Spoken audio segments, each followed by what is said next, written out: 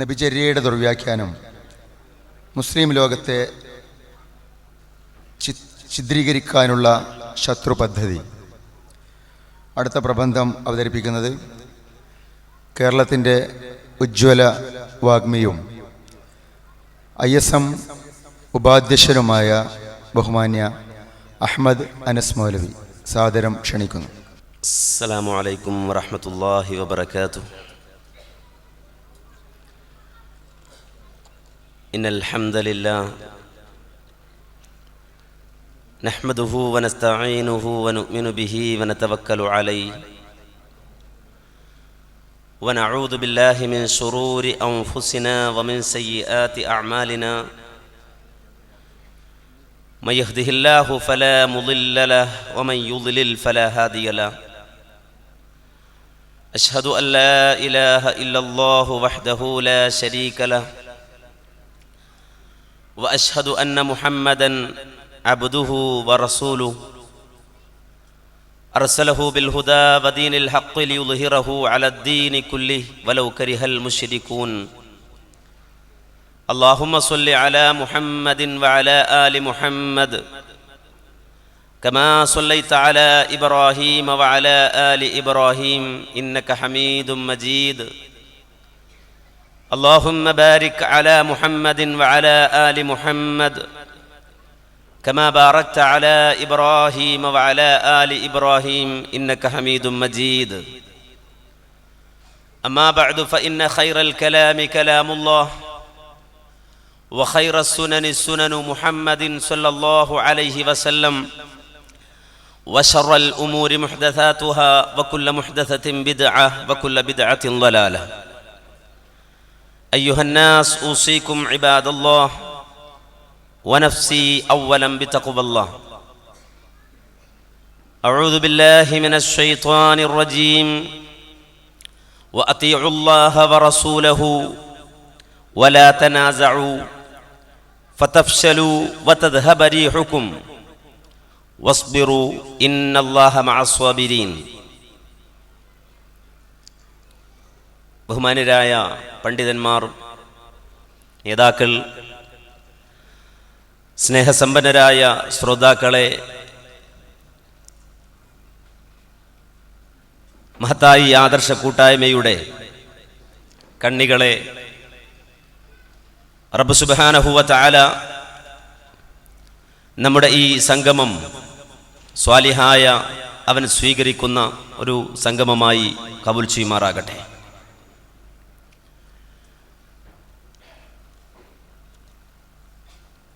നബിചര്യയുടെ ദുർവ്യാഖ്യാനം മുസ്ലിം ലോകത്തെ ചിത്രീകരിക്കാനുള്ള ശത്രുപദ്ധതി എന്ന വളരെ വിശാലമായ ഒരു വിഷയമാണ് വളരെ ചുരുക്കി അവതരിപ്പിക്കേണ്ടത്. ലോകത്ത് മുസ്ലിം ഉമ്മത്ത് പല കക്ഷികളായി പിരിഞ്ഞുപോയി. മുസ്ലിം ഉമ്മത്തിൽ മെമ്പറായ ഓരോ മനുഷ്യൻ്റെയും സ്വകാര്യമായ ഒരു വേദനയാണത്. നൂറുകണക്കിന് ഗ്രൂപ്പുകളായി, വിഭാഗങ്ങളായി മാറിപ്പോയ മുസ്ലിം ഉമ്മത്തിൻ്റെ അവസ്ഥയെക്കുറിച്ച് പലരും വിലപിക്കാറുണ്ട്. ലോകത്തുള്ള എല്ലാ മുസ്ലിമീങ്ങളും ഐക്യപ്പെട്ടു സാഹോദര്യത്തോടെ നിലനിൽക്കണം എന്ന് ബഹുമാന്യരായ പണ്ഡിതന്മാരും നേതാക്കളും ആഹ്വാനം ചെയ്യാറുണ്ട്. അന്തരീക്ഷം മുഴങ്ങുമാർ ഉച്ചത്തിൽ മുസ്ലിം ഉമ്മത്തിൻ്റെ ഐക്യത്തെ സംബന്ധിച്ച് മുദ്രാവാക്യങ്ങൾ മുഴക്കിയിട്ടും പ്രഭാഷണങ്ങൾ നടത്തിയിട്ടും ഓരോ ദിനങ്ങളും ഓരോ ദിവസങ്ങളും കഴിയും തോറും ഛിദ്രതയും ഭിന്നിപ്പും മുസ്ലിം ഉമ്മത്തിൽ വർദ്ധിച്ചു വരികയാണ്. ഇതിൻ്റെ കാരണം തേടുമ്പോൾ നമുക്കെല്ലാവർക്കും മനസ്സിലാക്കാൻ കഴിയും, മുസ്ലിം ഉമ്മത്തിന്റെ ഭിന്നിപ്പ് മുഴുവനും ഊന്നി നിൽക്കുന്നത് ഒരു വേളയിൽ നബി സല്ലല്ലാഹു അലൈഹി വസല്ലമയുടെ വാക്കുകളെ ദുർവ്യാഖ്യാനിച്ചുകൊണ്ട് കടന്നു വരുന്ന കക്ഷികളുടെ ഇടപെടലാണ് എന്നത് ഇസ്ലാമിക സമൂഹത്തിന്റെ ഛിദ്രതയുടെ അനൈക്യത്തിന്റെ ഒന്നാം നാൾ മുതലുള്ള ചരിത്രം പരിശോധിച്ചാൽ നമുക്കത് മനസ്സിലാകും. മുസ്ലിം ഉമ്മത്തിലെ ആദ്യത്തെ ഭിന്നത അബ്ദുല്ലാഹ് ഇബ്നു സബ എന്ന് പറയുന്ന ജൂതൻ ഉണ്ടാക്കിയ ഭിന്നതയാണ്. ഒരു ജൂതനായ മനുഷ്യൻ ഉസ്മാൻ ഇബ്നു അഫ്ഫാൻ റളിയല്ലാഹു അൻഹുവിന്റെ കാലഘട്ടത്തിൽ മുസ്ലിമായി അഭിനയിച്ചുകൊണ്ട് രംഗത്ത് വന്ന് സ്വഹാബികൾ മരിച്ചു തീർന്നിട്ടില്ലാത്ത ഒരു കാലഘട്ടത്തിൽ മുസ്ലിം ഉമ്മത്തിനെ ഭിന്നിപ്പിച്ചു, ഗ്രൂപ്പുകളാക്കി. ഇതിന് അബ്ദുല്ലാഹ് ഇബ്നു സബ എന്ന ജൂതന് ആവശ്യമായി വന്നത് ഒരേ ഒരു വാചകം മാത്രമായിരുന്നു. നബി സല്ലല്ലാഹു അലൈഹി വസല്ലമയുടെ പേരിൽ ഒരേ ഒരു ചോദ്യമാണ് അബ്ദുല്ലാഹ് ഇബ്നു സബ എന്ന ജൂതൻ മുസ്ലിം ഉമ്മത്തിന്റെ ഇടയിലേക്ക് ഇറക്കി വിട്ടത്. ലികുല്ലി നബിയിൻ വസി ഫമൻ വസിയു നബി, എല്ലാ പ്രവാചകന്മാർക്കും വസിയുണ്ട്, നിങ്ങളുടെ പ്രവാചകന്റെ വസിയാരാണ്? ലോകത്തുള്ള എല്ലാ പ്രവാചകന്മാർക്കും വസിയുണ്ട്, മുഹമ്മദ് നബി സല്ലല്ലാഹു അലൈഹി വസല്ലമയുടെ വസിയാരാണ്? ഒറ്റ ചോദ്യമാണ് അബ്ദുല്ലാഹ് ഇബ്നു സബ മുസ്ലിം ഉമ്മത്തിന്റെ നേരെ എഴുതിവിട്ടത്. ആ ചോദ്യം മുസ്ലിം ഉമ്മത്തിനെ ഭിന്നിപ്പിച്ചു. മനസ്സിലാക്കണം, ആ ചോദ്യം എന്തിന് അബ്ദുല്ലാഹ് ഇബ്നു സബ ഉന്നയിച്ചു? ആ ചോദ്യം എന്തിനു വേണ്ടി മുസ്ലിം ഉമ്മത്തിനിടയിലേക്ക് അബ്ദുല്ലാഹ് ഇബ്നു സബ കൊണ്ടുവന്നു? മുസ്ലിം ഉമ്മത്തിന്റെ മനസ്സിലേക്ക് ഒരിക്കലും അവർ ചിന്തിച്ചിട്ടില്ലാത്ത ഒരു ചിന്തയിലേക്ക്, അവർ ഒരിക്കലും ആലോചിച്ചിട്ടില്ലാത്തൊരു തലത്തിലേക്ക് അന്യായമായി അവരെ ക്ഷണിച്ചു കൊണ്ടുപോവുക, വിളിച്ചു കൊണ്ടുപോവുക എന്ന ജൂത അജണ്ടയുടെ ഭാഗമായി അബ്ദുല്ലാഹ് ഇബ്നു സബ ഇട്ടുകൊടുത്ത ചോദ്യമായിരുന്നു അത്. മുസ്ലിം ഉമ്മത്ത് ആദ്യമായിട്ടാണ് അങ്ങനെ ഒരു വിഷയം തന്നെ കേൾക്കുന്നത്. റസൂലുള്ളാഹിക്ക് വസിയോ? ലോകത്തുള്ള എല്ലാ പ്രവാചകന്മാർക്കും ഉണ്ടായിരുന്ന വസിയ് നമ്മുടെ പ്രവാചകൻ ഇല്ലാതെ പോയോ? ഇനി അഥവാ റസൂലുള്ളാഹിക്ക് വസിയുണ്ടായിട്ട് അത് നാം അറിയാതെ പോയോ? സ്വാഭാവികമായും ആ ചോദ്യത്തിന് ഉത്തരം കണ്ടെത്താൻ അക്കാലഘട്ടത്തിലെ മുസ്ലിം ഉമ്മത്ത് പരിശ്രമിച്ചു. ആ ഉത്തരവും അബ്ദുല്ലാഹ് ഇബ്നു സബ തന്നെ പറഞ്ഞു കൊടുത്തു. യഥാർത്ഥത്തിൽ മുഹമ്മദ് നബിയുടെ വസിയ് അലി ഇബ്നു അബി ത്വാലിബാണ്. അലി ഇബ്നു അബി ത്വാലിബാണ്. പക്ഷേ ഇന്ന് വരെ മുസ്ലിം ഉമ്മത്ത് അലി ഇബ്നു അബി ത്വാലിബിന് അവകാശപ്പെട്ട ആ ഒരു സ്ഥാനം അനുവദിച്ചു കൊടുത്തിട്ടില്ല എന്ന് വാദിച്ച് ഒരു കക്ഷി, ഒരു സംഘം, ഒരു സമൂഹം മുസ്ലിം ഉമ്മത്തിൽ രൂപപ്പെട്ടു വന്നു. മഹദി ആയിഷ റളിയല്ലാഹു അൻഹ ആ വാദം കേട്ടു. അന്ന അലിയൻ റളിയല്ലാഹു അൻഹുമാ കാന വസിയ്യ, അലി ഇബ്നു അബി ത്വാലിബ് റളിയല്ലാഹു അൻഹു വസിയ്യായിരുന്നു. അല്ലാഹുവിന്റെ റസൂൽ സല്ലല്ലാഹു അലൈഹി വസല്ലം റസൂലുള്ളാഹിന്റെ കാലഘട്ടത്തിനു ശേഷം ഇസ്ലാമിക ഖിലാഫത്ത് കൈകാര്യം ചെയ്യുവാൻ വേണ്ടി ഏൽപ്പിച്ച വസിയ്യായിരുന്നു അലി ഇബ്നു അബി ത്വാലിബ് എന്ന് ആളുകൾ പറയുന്നത് ആയിഷ ബീവി കേട്ടപ്പോൾ ആയിഷ ബീവി തിരിച്ചു ചോദിച്ചൊരു ചോദ്യം ഇമാം ബുഖാരി ഉദ്ധരിക്കുന്ന ഹദീസിൽ കാണാം. എന്താ ചോദിച്ചത്? മത്ത ഔസ ഇലൈഹി വഖദ് കുന്തു മുസ്നിദതഹു ഇലാ സദരി, എപ്പോഴാണ് അല്ലാഹുവിന്റെ റസൂൽ അങ്ങനെ ഒരു വസിയത്ത് കൊടുത്തത്, അങ്ങനെ ഒരാളെ നിയോഗിച്ചത്? അല്ലാഹുവിന്റെ റസൂൽ സല്ലല്ലാഹു അലൈഹി വസല്ലമ ഈ നെഞ്ചത്ത് കിടന്നുകൊണ്ടാണ് മരിച്ചത്. ആയിഷ ബീവി പറയുകയാണ്, ഈ നെഞ്ചിൽ ചാരിക്കിടന്നാണ് ഹബീബ് മരിച്ചത്. ആ വേളയിൽ, ഈ ലോകത്തുനിന്ന് യാത്രയാകുന്ന വേളയിൽ നബി സല്ലല്ലാഹു അലൈഹി വസല്ലമ ഒരു വെള്ളപ്പാത്രം കൊണ്ടുവരാൻ കൽപ്പിച്ചു. വെള്ളപ്പാത്രം അല്ലാഹുവിന്റെ റസൂലിന് വേണ്ടി കൊണ്ടുവന്നു. നബി സല്ലല്ലാഹു അലൈഹി വസല്ലമ അങ്ങനെ ആ ആവശ്യം ഉന്നയിച്ച റസൂലുള്ളാഹിന്റെ അടുക്കൽ വെള്ളപ്പാത്രം കൊണ്ടുവന്ന് ആ റസൂൽ ആ വെള്ളം ഉപയോഗിച്ച് എന്റെ നെഞ്ചിലേക്ക് ചാരിക്കിടന്നിട്ട് റസൂലുള്ള ദിക്റുകളും പ്രവാചകൻ ചില വചനങ്ങളും അതുപോലെ തന്നെ ആ റസൂലുള്ളാഹി സ്വല്ലല്ലാഹു അലൈഹി വസല്ലമയുടെ മരണവേളയിൽ അദ്ദേഹം ഉച്ചരിച്ച ചില വാചകങ്ങളും ഉച്ചരിച്ച് എന്റെ മടിയിലേക്ക് റസൂലുള്ളാഹി സ്വല്ലല്ലാഹു അലൈഹി വസല്ലമ വീണുപോയി.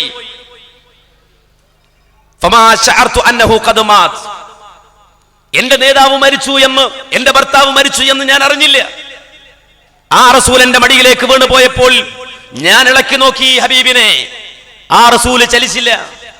അങ്ങനെയാണ് റസൂല് മരിച്ചു എന്ന് മനസ്സിലായതെങ്കിൽ, ആ ഹബീബ് ഈ മാറിൽ കിടന്നാണ് മരിച്ചതെങ്കിൽ ഫമത്ത ഔസ ഇലൈ, എപ്പോഴാണ് അല്ലാഹുവിന്റെ റസൂൽ സല്ലല്ലാഹു അലൈഹി വസല്ലമ ഇങ്ങനെ ഒരു വസിയത്ത് കൊടുത്തത്? ഇത് ആയിഷ ബീവിയുടെ ചോദ്യമാണ്. അങ്ങനെ വസിയ്യത്ത് നബി കൊടുത്തിട്ടില്ല, അങ്ങനെ വസിയ്യത്ത് നബി പറഞ്ഞിട്ടില്ല.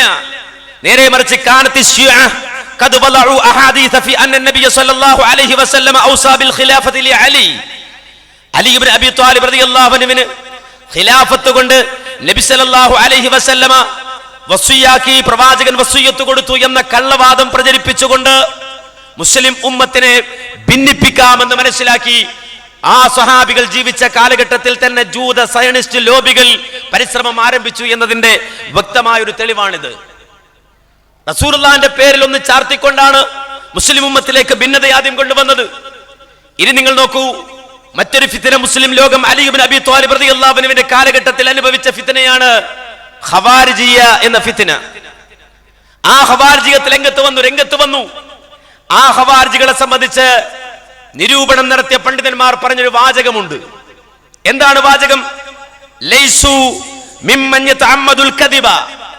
ഒരിക്കലും ഈ ഖവാരിജികൾ കളവിനെ അവലംബിക്കുന്നവരായിരുന്നില്ല, കള്ളന്മാരെന്ന് പറയാൻ പറ്റുന്നവരായിരുന്നില്ല ഈ ഖവാരിജികൾ. ബൽ ഹും മഅറൂഫൂന ബിസ്സുദ്ഖി. നേരെ മറിച്ച് ഖവാരിജികൾ സത്യസന്ധത കൊണ്ട് അറിയപ്പെട്ടവരാണ്. നിങ്ങൾ മനസ്സിലാക്കണം, ഖവാരിജികൾ അവർ അറിയപ്പെട്ടത് സത്യസന്ധത കൊണ്ടാണ്, സിദ്ഖ് കൊണ്ടാണ്. ഹത്താ യുഖാൽ ഇന്ന ഹദീസഹും മിൻ അസ്ഹഹിൽ ഹദീസ്. ഖവാരിജികളെ കുറിച്ച് ആളുകൾ പറഞ്ഞിരുന്നു പോൽ എന്ത്? ഖവാരിജികൾ കൊണ്ടുവരുന്ന ഹദീസുകൾ അസ്ഹഹുൽ ഹദീസാണ് എന്ന്. സ്വഹീഹായ ഹദീസുമല്ല, അതിലും മേലെയുള്ള അസ്ഹഹുൽ ഹദീസാണ് ഖവാരിജികൾ അവലംബിക്കുന്നത് എന്ന് ആ ഖവാരിജികളെ കുറിച്ച് പറയപ്പെട്ടിരുന്നു എന്ന്. എന്നാൽ ഈ ഖവാരിജികൾക്ക് സംഭവിച്ചത് എന്താണ്? ഏറ്റവും നല്ല ഹദീസുകൾ സ്വീകരിക്കണമെന്ന് വാദിച്ച് രംഗത്ത് വന്ന ഖവാരിജികൾ പിന്നെ എങ്ങനെയാണ് അവർക്ക് വ്യതിയാനം സംഭവിച്ചത്? ശൈഖുൽ ഇസ്ലാം ഇബ്നു തൈമിയ്യ അവരെ വിശദീകരിച്ചുകൊണ്ട് പറഞ്ഞു, ബൽ അൻ ജഹ്ലിൻ വദലാലത്തിൻ ഫീ മഅരിഫത്തി മആനിൽ ഖുർആൻ. അല്ലാഹുവിന്റെ ഖുർആനിന്റെ അർത്ഥതലങ്ങളെ മനസ്സിലാക്കുന്നതിലെ വിവരക്കേട് അവരെ പിഴപ്പിച്ചു കളഞ്ഞു. ഖുർആനിന്റെ അർത്ഥതലങ്ങളെ മനസ്സിലാക്കുന്നതിലെ ജഹാലത്ത്, ആ വിഷയത്തിലെ വിവരക്കേട് അവരെ വഴികേടിലെത്തിച്ചു. അങ്ങനെ അല്ലാഹുവിന്റെ ആയാത്തുകളെ മനസ്സിലാക്കുന്നതിൽ തെറ്റു സംഭവിക്കുകയും മഹാനായ അലി ഇബ്നു അബി ത്വാലിബ് റളിയല്ലാഹു അൻഹുവിന്റെ കാലഘട്ടത്തിൽ കടന്നു വന്നിട്ട് ഖവാരിജികൾ ആയത്ത് പറയുകയും മാത്രമല്ല, ഇനിൽ ഹുക്മു ഇല്ലാ ലില്ലാഹ്, അല്ലാഹുവാണ് വിധിക്കുവാൻ അവകാശമുള്ളവൻ, ആ അല്ലാഹുവിന്റെ അവകാശത്തെ തട്ടിയെടുത്തവനാണ് അലി ഇബ്നു അബി ത്വാലിബ്, ആ അല്ലാഹുവിന്റെ അവകാശത്തിൽ കൂറുകാരെ ഉണ്ടാക്കിയവനാണ് മുആവിയ എന്നൊക്കെ പറഞ്ഞുകൊണ്ട് സ്വഹാബികളുടെ മേൽ വിവരക്കേടിന്റെ അടിസ്ഥാനത്തിൽ അതേ തത്വശാസ്ത്രം മെനഞ്ഞുണ്ടാക്കിയിട്ട് സ്വഹാബത്തിനെതിരെ രംഗത്ത് വന്ന ആളുകളെ കുറിച്ച് മഹാനായ അലി ഇബ്നു അബി ത്വാലിബ് റളിയല്ലാഹു അൻഹു നടത്തിയ പ്രതികരണം ഭുവന പ്രസിദ്ധമാണ്. എന്തായിരുന്നു ആ പ്രവചനം, ആ പ്രതികരണം? അതേ ഖവാരിജികൾ പറഞ്ഞ വാചകം ഇനിൽ ഹുക്മു ഇല്ലാ ലില്ലാഹ് എന്ന വാചകം. ആ വാചകം കലിമത്തു ഹഖ്ഖിൻ ഉരീദ ബിഹാ ബാത്തിൽ, പറഞ്ഞ വാചകം സത്യമാണ്, പക്ഷേ അതുകൊണ്ട് അവർ ലക്ഷ്യം വെക്കുന്നത്, അവരുടെ എയിം അത് ബാത്തിലാണ് എന്ന് മഹാനായ അലി ഇബ്നു അബി ത്വാലിബ് റളിയല്ലാഹു അൻഹു പറയാണ്. ഖവാരിജ് എന്നൊരു കക്ഷി, ആ കക്ഷി മുസ്ലിം ഉമ്മത്തിൽ കടന്നു വന്ന് ഒരു സംഘമായി രൂപപ്പെട്ട് 10,000-കണക്കിന് ആളുകളുള്ള അനുയായികളായി അലി ഇബ്നു അബി ത്വാലിബ് റളിയല്ലാഹു അൻഹുവിന്റെ കാലഘട്ടത്തിൽ മാറിപ്പോയത് അല്ലാഹുവിന്റെ ആയത്തിൽ വിവരക്കേട് വെച്ച് പുലർത്തുകയും അതിനെക്കുറിച്ച് വ്യക്തമായ അറിവില്ലാതിരിക്കുകയും ആ അറിവുകേടിൽ ഒരു തത്വശാസ്ത്രം മെനഞ്ഞുണ്ടാക്കി അത് മുസ്ലിം ഉമ്മത്തിൽ പ്രചരിപ്പിക്കാൻ ശ്രമിക്കുകയും ചെയ്തപ്പോഴാണ് ഒരു ഗ്രൂപ്പിസം അവിടെ ഉണ്ടായത്. മനസ്സിലാക്കണം. പിന്നെ നിങ്ങൾ നോക്കൂ, ലോകത്ത് മുസ്ലിം ഉമ്മത്തിനെ തന്നെ ചിത്രീകരിച്ച, മുസ്ലിം ഉമ്മത്തിനെ തന്നെ 4ആയി തരംതിരിച്ച, ലോകത്ത് എവിടെ ചെന്നാലും അടിസ്ഥാനപരമായി മുസ്ലിം ഉമ്മത്ത് 2 കക്ഷിയാണ്. എവിടെയും ഒന്ന് ഷിഅയാണ്, ഷിഇയ്യ അഥവാ ഷിആക്കളാണ്. ലോകത്ത് നൂറ്റാണ്ടുകളായി പരസ്പരം തല്ലിക്കീറി തകർന്നുകൊണ്ടിരിക്കുന്ന ഒരു ജനവിഭാഗം അത് ഷിഈ, മറ്റൊന്ന് സുന്നി. 2ആയി വിഭജിക്കപ്പെട്ടു. ആ സുന്നിയെ തന്നെ വീണ്ടും 4ആയി വിഭജിക്കപ്പെട്ടു, ചിത്രീകരിച്ചു. ആ 4 ചിത്രീകരണം നടന്നത് മദ്ഹബിന്റെ പേരിലാണ്. ഈ മദ്ഹബ് കൊണ്ട് എങ്ങനെ സമുദായത്തെ ഈ 4 തുണ്ടമാക്കി, എങ്ങനെ 4 വിഭാഗമാക്കി? ഒരു തത്വശാസ്ത്രം അവിടെയും മെനഞ്ഞെടുത്തു. എന്തായിരുന്നു ആ തത്വശാസ്ത്രം? ولا يجوز التقليد ما عدا المذاهب الأربعة ولو وافق قول الصحابة والحديث الصحيح والآية فالخارج عن المذاهب الأربعة ضال مضل وربما أداه ذلك للكفر لأن الأخذ بظواهر الكتاب والسنة من أصول الكفر എന്നാണ് ലോകപ്രസിദ്ധൻ എന്ന് പറയപ്പെടുന്ന ഒരു പണ്ഡിതൻ എഴുതി വെച്ചത്. എന്താണ് ആ വാചകത്തിന്റെ അർത്ഥം? ഒരാളെ സംബന്ധിച്ചിടത്തോളം നാലാലൊരു മദ്ഹബിനപ്പുറത്ത് ഒരു ചിന്ത പാടില്ല. 4 മദ്ഹബിനെ അന്ധമായി അനുകരിക്കുക എന്നതല്ലാതെ അതിനപ്പുറത്തേക്ക് ഒരു ചിന്ത പാടില്ല. ആ ചിന്ത സ്വഹാബത്തിന്റെ ഖൗലിനോട് യോജിച്ചാലും, അതുപോലെ തന്നെ വൽ ഹദീസ് സ്വഹീഹായ ഹദീസിനോട് യോജിച്ചതാണെങ്കിലും, വൽ ആയ അള്ളാന്റെ ആയത്തിനോട് യോജിച്ചതാണെങ്കിലും മദ്ഹബിന് പുറത്തു പോകാൻ പാടില്ല. ഒരു വാദം അത് സ്വഹീഹായ ഹദീസിനോട് യോജിച്ചതാണ്, സ്വഹാബത്തിന്റെ വാക്കിനോട് യോജിച്ചതാണ്, അള്ളാഹുവിന്റെ ആയത്തിനോട് യോജിച്ചതാണ്. അള്ളാഹുവിന്റെ ആയത്തിനും സ്വഹീഹായ ഹദീസിനും സ്വഹാബത്തിന്റെ വാക്കിനും എതിരാണ് മദ്ഹബെങ്കിലും മദ്ഹബിൽ നിന്ന് പുറത്തു പോകാൻ പാടില്ല. ഫൽ ഖാരിജു അനിൽ മദാഹിബിൽ അർബഅ, ഈ 4 മദ്ഹബിന്റെ പുറത്തു പോകുന്നവൻ അവൻ പിഴച്ചവനാണ്. എത്ര ആയത്ത് ഓതിയിട്ടും കാര്യമില്ല, സ്വഹീഹായ ഹദീസ് കൊണ്ടുവന്നിട്ടും കാര്യമില്ല, സ്വഹാബത്തിന്റെ വാക്ക് കൊണ്ടുവന്നിട്ടും കാര്യമില്ല. അവൻ ളാലാണ്, മുദില്ലാണ്, പിഴച്ചവനാണ്, പിഴപ്പിക്കുന്നവനാണ്. മാത്രമല്ല വറുബ്ബമ അദ്ദാഹു ദാലിക്കൽ കുഫർ, ചിലപ്പോൾ അവൻ കാഫിറായി പോകും. അള്ളാഹുവിന്റെ ആയത്ത് സ്വീകരിച്ചാൽ, സ്വഹീഹായ ഹദീസ് സ്വീകരിച്ചാൽ, സ്വഹാബത്തിന്റെ ഖൗൽ സ്വീകരിച്ചാൽ, മദ്ഹബിന് പുറത്തങ്ങനെ പോയാൽ അവൻ കാഫിറായി പോകും.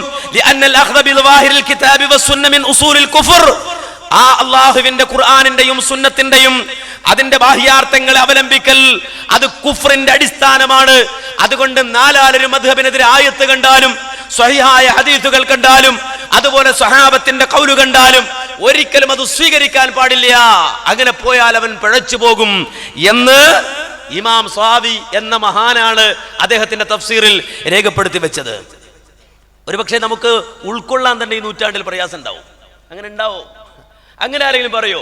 ആയത്തിനെതിരെ, ഹദീസിനെതിരെ, സഹാബിയുടെ വാക്കിനെതിരെ ഒരു ഹദീസ് കണ്ടാൽ ആ ഹദീസ് സ്വീകരിക്കേണ്ട, ആയത്ത് സ്വീകരിക്കേണ്ട എന്ന് ആരെങ്കിലും പറയോ? അത് തത്വശാസ്ത്രമായി ഒരു ജനത സ്വീകരിക്കുകയായി, ആ വിശ്വാസം ഉറപ്പിക്കുകയായി എന്ന് മാത്രമല്ല, ലൗഉ സുന്നി എന്ന പേരിൽ നമുക്കറിയാം അറബിയിൽ എഴുതിയ ഒരു കവിതാ സമാഹാരമുണ്ട്. ലൗഉ സുന്നി, ഒരാൾ സുന്നിയാകണമെങ്കിൽ അയാൾക്കുണ്ടാകേണ്ട നിലപാടുകൾ എന്തൊക്കെയാണ് എന്ന് അറബിയിൽ എഴുതി തയ്യാറാക്കിയ പദ്യസമാഹാരത്തിൽ ഈ അഭിപ്രായത്തെ അങ്ങനെ തന്നെ എഴുതി വെച്ചു. എന്ത്?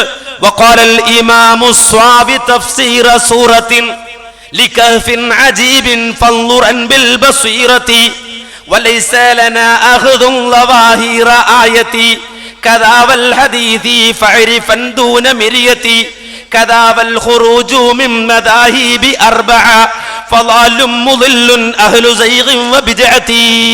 ഉണ്ടോ? എന്തായി പറഞ്ഞത്?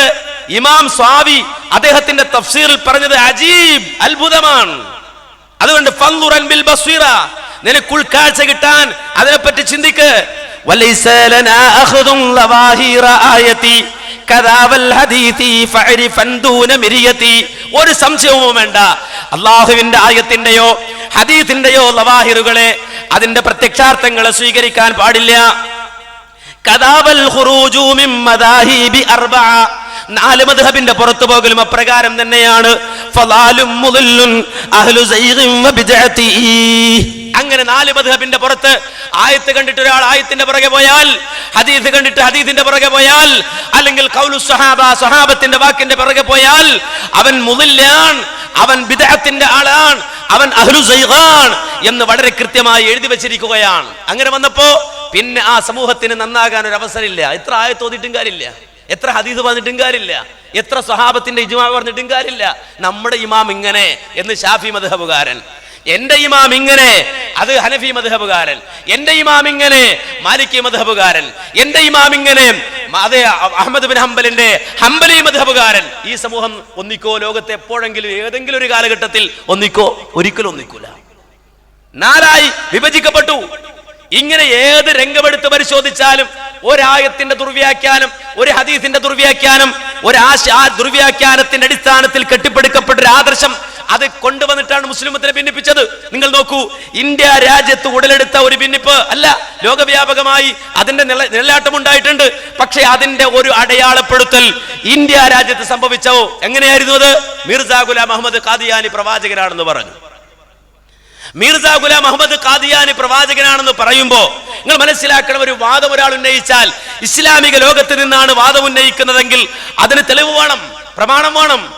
ആ തെളിവ് നോക്കിക്കൊണ്ടാണ് കാര്യങ്ങൾ മനസ്സിലാക്കേണ്ടത്. എന്നാൽ മിർസാ ഗുലാം അഹമ്മദ് ഖാദിയാനി കള്ളപ്രവാചകനായി കടന്നു വന്നപ്പോ മുസ്ലിം ഉമ്മത്ത് അയാളോട് പറഞ്ഞു, അല്ലാഹുവിന്റെ റസൂൽ പറഞ്ഞിട്ടുണ്ട് എന്ത്? വഅന്നഹു സയകൂനു ഫീ ഉമ്മത്തി 30 കദാബൂൻ, എന്റെ ഉമ്മത്തിൽ അതേ 30ഓളം കള്ളവാദികൾ വരുമെന്ന് റസൂലുള്ള പറഞ്ഞിട്ടുണ്ടല്ലോ. അപ്പോ മിർസ ഗുലാം അഹമ്മദ് ഖാദിയാനി അനുയായികൾ മറുപടി പറഞ്ഞത്, മിർസ ഗുലാം അഹമ്മദ് ഖാദിയാനി 31ാമത്തെ ആളാ. പ്രശ്നം തീർന്നില്ലേ? 30 കള്ളവാദികൾ വരുമെന്നല്ലേ റസൂൽ പറഞ്ഞത്? ഞങ്ങളുടെ നബി 31ാമത്തെ ആളാണ്. അപ്പൊ നമ്മൾ ബാക്കി വായിച്ചു, എന്താ എങ്കിൽ അതിന്റെ ബാക്കി എന്താ? കുല്ലുഹും യസ്ഉമു അന്നഹു നബി. ഈ 30 ആളുകളും വന്നിട്ട് പറയുക ഞാൻ നബിയാണ്, ഞാൻ പ്രവാചകനാണെന്നായിരിക്കും. എന്നിട്ട് റസൂൽ പറയുന്നു, തെറ്റിദ്ധരിക്കേണ്ട അന ഖാതമുൻ നബിയ്യിൻ ലാ നബിയ്യ ബഅദി. നിങ്ങൾ തെറ്റിദ്ധരിക്കേണ്ട, ഞാൻ അന്തിമ പ്രവാചകനാണ്. ലാ നബിയ്യ ബഅദി, എനിക്കു ശേഷം ഒരു നബിയില്ല. അത് പറഞ്ഞു കൊടുത്തപ്പോഴോ വേറൊരാൾ രംഗത്ത് വന്നു. വേറൊരാൾ രംഗത്ത് വന്നിട്ട് പറഞ്ഞു, എന്റെ പേരില്ല എന്നാണ്, എന്റെ പേരില്ല എന്നാണ്, ഞാൻ നബിയാണ്, ഞാൻ നബിയാണ്. മുസ്ലിം ലോകം അയാളോട് പറഞ്ഞല്ല, നബി പറഞ്ഞിട്ടുണ്ട് ലാ നബിയ്യ ബഅദി എന്ന് റസൂൽ പറഞ്ഞിട്ടുണ്ടല്ലോ. അയാൾ പറഞ്ഞു, അങ്ങനല്ല വായിക്കേണ്ടത്, അത് തന്നെ എന്റെയും തെളിവ്, ഞാൻ നബിയാണെന്നതിന്റെ തെളിവ് ലാ നബിയ്യ ബഅദി എന്നാ. കാരണം നിങ്ങൾ വായിച്ച തെറ്റാണ്. നബി പറഞ്ഞു ലാ നബിയ്യ ബഅദി എന്നല്ല, ലാ നബിയ്യു ബഅദി എന്നാണ്. എന്റെ ശേഷം ഒരു നബി ഉണ്ട്, അയാളുടെ പേരല്ല എന്നാണ് റസൂലുള്ളാഹി സ്വല്ലല്ലാഹു അലൈഹി വസല്ലമ പറഞ്ഞത് എന്നാണ് ഈ ഹദീസിന്റെ അർത്ഥമെന്ന് ഞാൻ പറയുമ്പോൾ അതൊരു കോമഡി ആയിട്ട് നിങ്ങൾക്ക് തോന്നുന്നില്ല സഹോദരങ്ങളെ? നിങ്ങൾ ചിരിക്കുന്നില്ലേ? ഞാൻ പറഞ്ഞത് കോമഡിയല്ല, ലോകത്ത് സംഭവിച്ച, ഇസ്ലാമിക ചരിത്രത്തിൽ സംഭവിച്ച ഒരു യാഥാർത്ഥ്യമാണ്. ലാ നബിയുടെ കൂടെ പോയി കുറെ മുസ്ലിമീങ്ങൾ.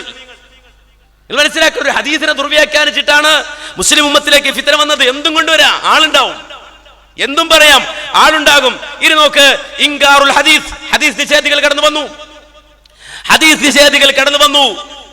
ചേകനൂർ മൗലവി നമ്മുടെ നാട്ടിൽ, കേരളത്തിൽ ആ ചേകനൂർ മൗലവി കടന്നു വന്നു. അതുപോലെ തന്നെ ലോകാടിസ്ഥാനത്തിൽ തന്നെ അഹമ്മദ് അമീൻ കടന്നു വന്നു. അതുപോലെ തന്നെ ഉസ്താദ് അബൂ റയ്യ കടന്നു വന്നു. കേരളത്തിന്റെ മണ്ണിൽ ചേകനൂർ മൗലവി കടന്നു വന്നിട്ട് നമസ്കാരം 3 വഖത്താണ് എന്ന് വാദിച്ചു. 3 വഖത്താണ് എന്ന് പറഞ്ഞിരുന്ന ആ ചേകനൂർ മൗലവി ഒരു പുസ്തകം എഴുതി. പുസ്തകത്തിന്റെ പേര് നമസ്കാരം. ആ നമസ്കാരം എന്ന പുസ്തകത്തിന്റെ കവറിൽ തന്നെ, കവർ പേജിൽ തന്നെ അദ്ദേഹം എഴുതി വെച്ചു, നമസ്കരിച്ച് കഷ്ടപ്പെട്ടോർക്കും കട്ടപ്പാടോർത്ത് നമസ്കരിക്കാത്തവർക്കും ഒരുപോലെ ഉപകാരപ്രദമായ കൃതി.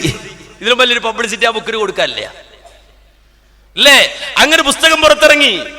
അത് ആ കാലഘട്ടത്തിൽ പ്രസിദ്ധീകരിച്ച്, ചേകനൂർ മൗലവി പ്രസിദ്ധീകരിച്ച്, അദ്ദേഹം എറണാകുളത്ത് ഒരു മുതലാളി അടുക്കൽ ചെറിയൊരു സംഭാവന സ്വീകരിക്കാൻ വന്നപ്പോ അയാൾ വിളിച്ചിരുത്തിയിട്ട് ഒരു ബിരിയാണി ഓർഡർ ചെയ്തു. ചേകനൂർ മൗലവിക്ക് ബിരിയാണി വെച്ചു കൊടുത്തു. കഴിക്കും മൗലവി എന്ന് പറഞ്ഞു. കഴിച്ചു.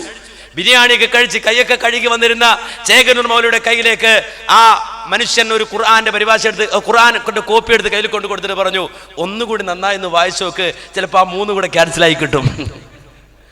നന്നായി ഒന്നുകൂടി വായിച്ചു നോക്കിയാൽ ആ 3 കൂടെ ക്യാൻസലാക്കാൻ പറ്റുമോ എന്ന് നോക്കുന്ന. ചേകനൂർ മൗലവിയെ പറ്റി ഒന്നുകൂടെ വായിച്ചാൽ കിട്ടുമോ? അത് കിട്ടും. അതുകൊണ്ടാണല്ലോ ഒരു വേള നോമ്പ് തുറക്കാനിരിക്കുമ്പോ രാവിലെ മുതൽ വൈകുന്നേരം വരെ നോമ്പ് നോറ്റിട്ട് 5 മണിയായപ്പോ ചേകനൂർ മൗലവി ഒരു ഇഫ്താറിന് പങ്കെടുത്തതാ.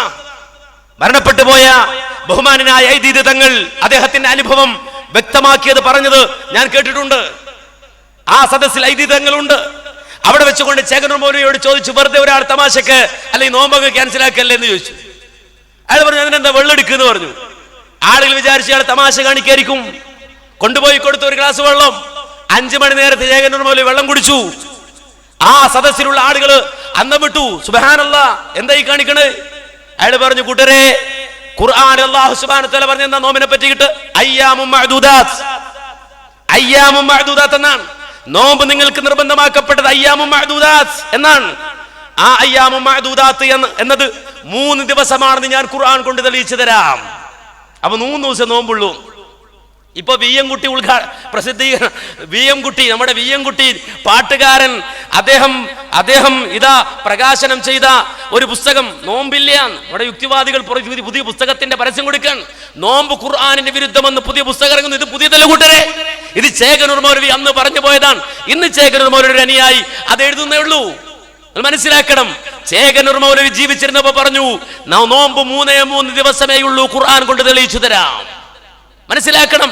അപ്പോൾ ഒരായത്തെടുത്ത് കൊണ്ട് ദുർവ്യാഖ്യാനിക്കുമ്പോ മാന്യ സഹോദരങ്ങളെ, അവിടെ ആളുണ്ട്. മുസ്ലിം ഉമ്മത്തിൽ ഒരു പുതിയ ഭിന്നത വരികയാണ്. ദുർവ്യാഖ്യാനം രൂപപ്പെടുമ്പോ അവിടെ ഒരു ഭിന്നത വരും. മനസ്സിലാക്കണം. അത് റസൂലുള്ളാഹി സ്വല്ലല്ലാഹു അലൈഹി വസല്ലമ 14 മുമ്പ് കണ്ടുകൊണ്ട് പറഞ്ഞു. എന്ത്? ലാ ഉൽഫിയന്ന അഹദകും മുത്തകിഅൻ അലാ അരികതിഹി യഅതിഹിൽ അംറു മിൻ അംരി മിമ്മാ അമർതു ബിഹി ഔ നഹൈതു അൻഹു ഫയഖൂലു ലാ നദ്രി മാ വജദ്നാ ഫീ കിതാബില്ലാഹി തബഅനാഹു. ഒരിക്കലും നിങ്ങളുടെ ഒരാളും നിങ്ങൾ ആ മെത്തയിൽ ചാരിക്കടന്നുകൊണ്ട് പറയരുത്, അങ്ങനെ ഒരു കാലം നിങ്ങൾക്കുണ്ടാകരുത്, ഞാൻ ഖുർആൻ അത് കണ്ടില്ലല്ലോ, ആ വിരോധം ഖുർആനിൽ കണ്ടില്ലല്ലോ, ആ വിരോധം ഖുർആനിൽ കണ്ടില്ലല്ലോ, ഖുർആനിൽ അത് കണ്ടാൽ മാത്രമേ ഞാൻ സ്വീകരിക്കുകയുള്ളൂ എന്ന് ചാരുമത്തയിൽ ചാരിക്കടന്നുകൊണ്ട് പറയുന്ന ആളുകൾ ഉണ്ടാകരുത് എന്ന് ഹബീബ് മുഹമ്മദ് മുസ്തഫ സല്ലല്ലാഹു അലൈഹി വസല്ലമ 14 മുമ്പ് പ്രഖ്യാപിച്ചത് കാണാൻ കഴിയും. നിങ്ങൾ മനസ്സിലാക്കണം, ഒരു ദുർവ്യാഖ്യാനം കടന്നു വന്നപ്പോ ആ ദുർവ്യാഖ്യാനത്തിന്റെ അനന്തരഫലമായി മുസ്ലിം ഉമ്മത്തിൽ ഒരു ഗ്രൂപ്പ് ഉണ്ടാവുകയാണ്. എന്നാൽ ഈ ദുർവ്യാഖ്യാനം ഇവരുടെ ചിന്തയാണോ? ചേകനൂർ മൗലവി വലിയ ബുദ്ധിജീവികളായി അവതരിപ്പിക്കുന്ന ആളുകളുണ്ട്.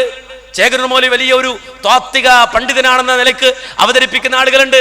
ഒരിക്കലും താത്വികല്ല, നേരെ മറിച്ച് നൂറ്റാണ്ടുകൾക്കപ്പുറത്ത് ഇസ്ലാമിക സമൂഹത്തിനിടയിൽ രൂപപ്പെട്ടു വന്ന ഓറിയന്റലിസ്റ്റുകൾ, ആ ഓറിയന്റലിസ്റ്റ് നേതാവായ ഗോൾഡ് സിഹർ അവതരിപ്പിച്ച ഖുർആൻ മാത്രം മതി മുസ്ലിമീങ്ങൾക്ക്, അവർക്ക് ഹദീസ് വേണ്ട എന്ന നിലപാടിനെ പിൽക്കാലഘട്ടത്തിൽ ഉസ്താദ് അഹ്മദ് അമീൻ ഏറ്റെടുക്കുകയും 3 ഗ്രന്ഥങ്ങൾ അറബി ലോകത്ത് അദ്ദേഹം എഴുതുകയും, അഥവാ ലുഹൽ ഇസ്ലാം, ലുഹുറുൽ ഇസ്ലാം, ഫജ്റുൽ ഇസ്ലാം എന്ന് 3 പുസ്തകങ്ങൾ അദ്ദേഹം പുറത്തിറക്കുകയും അത് പിന്നീട് ഉസ്താദ് അബൂ റയ്യയിലൂടെ ലോകമൊട്ടാകെ പ്രചരിപ്പിക്കപ്പെടുകയും ചേകനൂർ മൗലവി വിദേശത്ത് പോയിട്ട് ഒരു ബുക്ക് സ്റ്റാളിൽ ജോലി ചെയ്ത കാലഘട്ടത്തിൽ ആ പുസ്തകങ്ങൾ വായിച്ചു കൊണ്ടുവരികയും ആ പുസ്തകങ്ങളെ കേരളത്തിന്റെ മണ്ണിൽ കൊണ്ടുവന്നിട്ട് തന്റെ ബുദ്ധിയായി തന്റെ ചിന്തയായി അവതരിപ്പിക്കുകയും ചെയ്തതാണ്. അതുവഴി മുസ്ലിം ഉമ്മത്തിൽ ഭിന്നിപ്പുണ്ടായി. ഇനി നിങ്ങൾ നോക്കൂ, അതേ കാലയളവ് നേരത്തെ വിശദീകരിച്ച അഥവാ ഖാദിയാനിസത്തിന്റെ കടന്നുവരവ് മുസ്ലിം ഉമ്മത്തിൽ സംഭവിച്ച അതേ കാലഘട്ടത്തിൽ തന്നെ കടന്നു വന്ന മറ്റൊരു ചിന്ത എന്തായിരുന്നു? ആ ചിന്ത പഞ്ചാബിൽ നിന്നു തന്നെ പത്താങ്കോട്ടിൽ നിന്ന് ഒരു വാദം വന്നു. എന്തായിരുന്നു? ഇനിൽ ഹുക്മു ഇല്ലാ ലില്ലാഹ്, അല്ലാഹ്ക്ക് മാത്രമേ വിധിക്കാൻ അവകാശമുള്ളൂ. ഇല്ലേ? അല്ലാഹ്ക്ക് മാത്രമേ വിധിക്കാൻ അവകാശമുള്ളൂ. ആരാ അത് പറഞ്ഞത്? മൗദൂദിയാണ്. എന്നിട്ട് മൗദൂദി ലോകത്തുള്ള ഭരണ സംവിധാനങ്ങൾ നോക്കിയിട്ട് പറഞ്ഞു, ഇതൊക്കെ അല്ലാഹ്ക്ക് സമാന്തരമായി തമ്പടിച്ചവരാണ്, അതുകൊണ്ട് ഈ ഭരണം മുഴുവനും അട്ടിമറിക്കണം, നിലവിലെ ഭരണത്തെ മുഴുവനും അട്ടിമറിക്കണം. അതുകൊണ്ട് മുസ്ലിം എന്നത് നാം മനസ്സിലാക്കിയത് പോലല്ല, മുസ്ലിം എന്ന് പറഞ്ഞാൽ അതിന്റെ നിർവചനം നാം മനസ്സിലാക്കിയത് പോലല്ല. മുസ്ലിം ആരാണെന്ന് നബി സല്ലല്ലാഹു അലൈഹി വസല്ലമയോട് ആൾ വന്നിട്ട് ചോദിച്ചു, ആരാ മുസ്ലിം? അൽ മുസ്ലിമു മൻ സലിമൽ മുസ്ലിമൂന മിൻ ലിസാനിഹി വയദിഹി. ഒരു മുസ്ലിം എന്ന് പറഞ്ഞാൽ അവന്റെ നാവിൽ നിന്നും അവന്റെ കയ്യിൽ നിന്നും മറ്റു മുസ്ലിമീങ്ങൾ രക്ഷപ്പെട്ടിരിക്കുന്നു. ആ നിലക്കുള്ളവൻ ആരാണോ അവനാണ് മുസ്ലിം എന്നാണ് അല്ലാഹുവിന്റെ റസൂൽ നൽകിയ നിർവചനമെങ്കിൽ അതേ ചോദ്യം മൗദൂദിയോട് ചോദിച്ചു, ആരാണ് മുസ്ലിം? അതിന് മൗദൂദി കൊടുത്തൊരു മറുപടി അദ്ദേഹത്തിന്റെ തഫ്ഹീമാത്തിൽ രേഖപ്പെടുത്തിയത് കാണാൻ കഴിയും. ഇംഗ്ലീഷിൽ തന്നെ അത് രേഖപ്പെടുത്തിയത് കാണാൻ കഴിയും. മുസ്ലിം എന്ന് പറഞ്ഞാൽ ഇന്റർനാഷണൽ റവല്യൂഷണറി പാർട്ടി എന്നാണ്. അന്താരാഷ്ട്ര അട്ടിമറി സംഘടനയുടെ പേരാണ് മുസ്ലിം എന്ന്. മനസ്സിലാക്കണം, എത്ര വേഗത്തിലാ താളം പറഞ്ഞത്. മാത്രമല്ല ഭരണകൂടത്തെ ചൂണ്ടിക്കിട്ട് പറഞ്ഞു, ഇത് വിഗ്രഹമാണ്, ഇത് വിഗ്രഹമാണ്. ബ്രിട്ടീഷുകാർ ഇന്ത്യയിൽ നിന്ന് പോയാൽ ലാത്ത ഇവിടുന്ന് പോകും, പകരം ഒരു ജനകീയ അല്ലെങ്കിൽ ഒരു ജനാധിപത്യ ഭരണമാണ് വരുന്നതെങ്കിൽ മനാത്ത അവിടെ കയറിയിരിക്കും. ഉണ്ടോ? ഭരണകൂടത്തെ ലാത്തയും അതുപോലെ തന്നെ മനാത്തയുമായി കണ്ടു, വിഗ്രഹമായി കണ്ടു. എന്നിട്ടോ വോട്ട് ചെയ്യാൻ പാടില്ല എന്ന് പറഞ്ഞു, ഇലക്ഷനിൽ പങ്കെടുക്കാൻ പാടില്ല എന്ന് പറഞ്ഞു. അതൊക്കെ പോട്ടെ, ഒരു വലിയ ജനാവലിയെ അതേ തീവ്രവാദത്തിന്റെ പിന്നാമ്പുറങ്ങളിലേക്ക് വിളിച്ചു കൊണ്ടുപോയി. ഇന്നും ലോകത്ത് മുസ്ലിം ഉമ്മത്തതിന്റെ ദുരന്തം അനുഭവിച്ചുകൊണ്ടിരിക്കുകയാണ്. ഞാൻ അതിന്റെ ആഴത്തിലേക്ക് ഇറങ്ങി പോവുകയല്ല, അതിന് സമയമില്ല. നിങ്ങൾ മനസ്സിലാക്കണം, എവിടെ നിന്നാണ് ഈ ഒരു തത്വം ഉണ്ടായത്? വിശുദ്ധ ഖുർആനിലെ 3 ആയത്തുകൾ ദുർവ്യാഖ്യാനിച്ചതാണ്. വമൻ ലം യഹ്കും ബിമാ അൻസലല്ലാഹ് ഉലൈക ഹുമുൽ ഫാസിഖൂൻ ഉലൈക ഹുമുൽ ളാലിമൂൻ ഉലൈക ഹുമുൽ കാഫിറൂൻ. ഈ 3 ആയത്തുകളെ ദുർവ്യാഖ്യാനിച്ച് ആ ദുർവ്യാഖ്യാനത്തിൽ ഒരു തത്വശാസ്ത്രം കെട്ടിപ്പടുത്തു വന്നപ്പോ മുസ്ലിം ഉമ്മത്തിന് എന്ത് കിട്ടി? ഒരു ചുക്കും കിട്ടിയില്ല. മുസ്ലിം ഉമ്മത്തിന് ഒന്നും കിട്ടിയില്ല.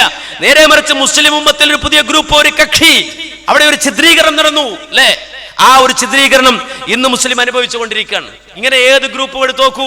പിന്നെ നമ്മുടെ ജീവിതത്തിൽ നാം അനുഭവിച്ച മൗദൂദിസം കടന്നു വന്നു. ആ മൗദൂദിസം കടന്നു വന്നപ്പോ ആദ്യം പറഞ്ഞ നമ്മുടെ ദഅവ മാറ്റണം. അതിനെന്താ വേണ്ടത്? ആദ്യം നമ്മൾ ഈ ചെന്നിട്ട് ലാ ഇലാഹ ഇല്ലല്ലാഹ് പറയുക, തൗഹീദ് പറയുക, ഒരു നാട്ടിൽ ചെന്ന് തൗഹീദ് പറഞ്ഞ് അടിയുണ്ടാക്കുക, ആ സിസ്റ്റമേ ശരിയല്ല. നേരെ മറിച്ച് ആദ്യം നമുക്ക് വേണ്ടത് ബ്രിഡ്ജ് മേക്കിംഗ് ആണ്, പാലം കെട്ടലാണ്. അല്ലേ? എറണാകുളത്ത് പുല്ലേപ്പടിയിൽ അസ്ഹർ അലി സാഹിബിന്റെ ക്ലാസ് ഓർമ്മയുള്ളവർ ഈ കൂട്ടത്തിലുണ്ടാവും.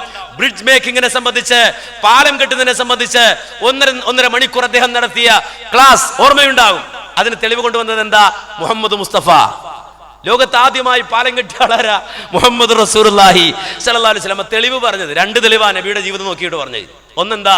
നബിക്ക് നുബുവത്ത് കിട്ടിയതപ്പോഴാ 40ാമത്തെ വയസ്സിൽ. അപ്പൊ 40 വയസ്സ് വരെ നബി എന്തെടുക്കായിരുന്നു? പാലം കെട്ടായിരുന്നു. കാരണം എന്താ?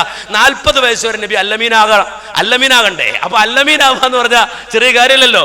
ഈ 40 വയസ്സ് വരെ അല്ലമീനാക്കി നബിയെ കൊണ്ട് പാലം കെട്ടിച്ചിട്ടാണ് എന്തെടുത്തത്? നബിയെ കൊണ്ട് തൗഹീദ് പറഞ്ഞു. അപ്പൊ തൗഹീദ് പറഞ്ഞപ്പോ എന്തായി? പാലം പൊളിഞ്ഞു പോയി. തൗഹീദ് പറഞ്ഞപ്പോ എന്താ സംഭവിച്ചത്? അതുകൊണ്ട് സ്വീകരിച്ച ആളുകള് ഇല്ലല്ലോ. അപ്പോ റസൂലുള്ള പോലും പാലം കെട്ടിയവനാണ് എന്ന് റസൂലുള്ളാഹിന്റെ പേരിൽ ഹദീസ് ദുർവ്യാഖ്യാനിച്ചു എന്ന് മാത്രമല്ല, നബിയുടെ ആദ്യത്തെ പ്രബോധനം രണ്ടാമതൊരു തെളിവാക്കിയത്. നബി എന്താ ആദ്യം പ്രബോധനം ചെയ്തത്? നബി സല്ലല്ലാഹു അലൈഹി വസല്ലം സഫാ കുന്നിന്റെ ചരിവിലേക്ക് ആളുകളെ വിളിച്ചു കൂട്ടിയിട്ട് ചോദിച്ചൊരു ചോദ്യമുണ്ട്. എന്താ നബി സല്ലല്ലാഹു അലൈഹി വസല്ലം ചോദിച്ചത്? എന്താ റസൂൽ ചോദിച്ചത് അവരോട്? ഖുറൈശികളെ വിളിച്ചിട്ട് ചോദിച്ചത് നബിയുടെ ചോദ്യം, അറഅയ്തകും ലൗ അഖ്ബർതുകും അന്ന ഖൈറൻ ബിൽ വാദി തുരീദു അൻ തുഗീറ അലൈക്കും അകുന്തും മുസദ്ദിഖിയ. നബിയുടെ ആദ്യത്തെ ചോദ്യം ഇതാണ്. ഈ മലയുടെ അപ്പുറത്ത് നിന്ന് നിങ്ങളെ ആക്രമിക്കാൻ ഒരു സംഘം ഈ താഴ്വരയുടെ അപ്പുറത്ത് നിന്ന് വരുന്നു എന്ന് ഞാൻ നിങ്ങളോട് പറഞ്ഞാൽ നിങ്ങൾ എന്നെ വിശ്വസിക്കുമോ? അല്ലാതെ ആദ്യം പോയിട്ട് ലാ ഇലാഹ ഇല്ലല്ലാഹ് പറയല്ല. നേരെ കുറിച്ച് ആദ്യം പാലം കെട്ടുകയാണ്. അത് നബിയുടെ വിശ്വാസ്യത പാലം കെട്ടിയിട്ട് നബി ഉറപ്പിക്കുകയാണ്. എന്ത്? എന്നെ വിശ്വസിക്കോ? എന്താ വിശ്വസിക്കേണ്ടത്? ഈ മലയുടെ അപ്പുറത്തുനിന്ന് നിങ്ങളെ ആക്രമിക്കാൻ ഒരു സംഘം വരുന്നു എന്ന് വിശ്വസിക്കോ? അവര് പറഞ്ഞു എന്ത്?